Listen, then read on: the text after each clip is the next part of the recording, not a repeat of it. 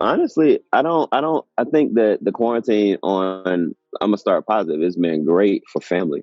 Like, it's that reconnection and that restart, getting to know things that you thought you knew about your family, your kids. That's new and that's dope. And I'm recently engaged, so it's been like, this is, I guess it's like practice in the sense of, the best and worst times. So I feel like, I'm lucky in that space, that I'm happy in my quarantine quarters. Um, but it's been different in the sense that I think for me personally, I've been able to just focus on bettering myself in a lot of ways. Like whether it be just health wise, whether it be around the house, actually working on the house. Like I've saved a bunch of money, doing things myself.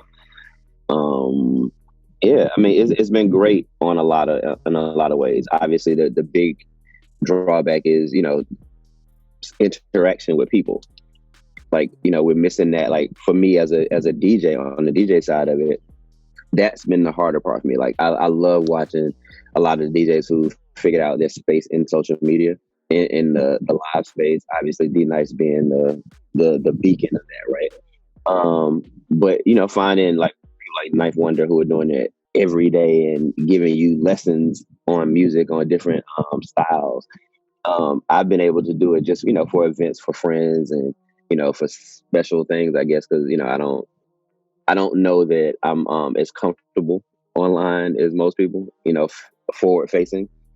Um, yeah, but it's been good, man. I've been excited. The music is, you know, this is also giving us a time to actually kind of go backwards a little bit, and learn about music that we don't every day. Because when you think about the streaming side of it, streaming went down, but on classics it went up. Like the Bob Marley, the Stevie Wonders, even Outkast, Goody Mob, obviously. Music that is applicable for the times is now surfacing again. And I think it's even pushing some of the newer artists. Like my favorite record right now is The Bigger Picture, Lil Baby. Like you just see the newer artists, they're forced to notice what's going on in a way that is making them vocal. And that's to me the beauty of it. Like I'm hoping to see more of that from the younger artists, because it's great that we have all this classic music that sadly still applies, but there's some new tones to this particular space and revolution that I think only a younger generation can speak to. Because the generation I'm from, we posed a lot of questions, and I think we set up a lot of things that were put in place to be able to voice these, this space. But this generation they're on it. It's about action. They want all the smoke, literally and figuratively. And that's beautiful, but we need music for that too. When it works, that's when that message gets clear.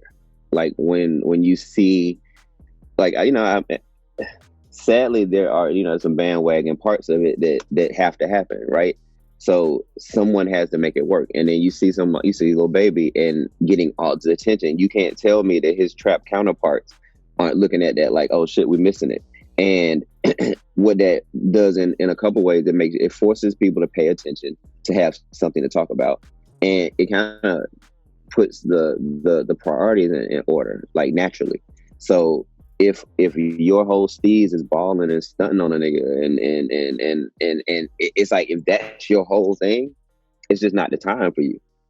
So it gives, I think, it's bringing balance to the force in the music sense. Look out for Cap G, because he got a record out right now, Ice, that's cold. Like, no pun intended. But he's another one out of College Park. I feel that I'm proud of. I feel like he's grown, and now he's taking that seat where a lot of the artists that I appreciate have. They are social and they're dope.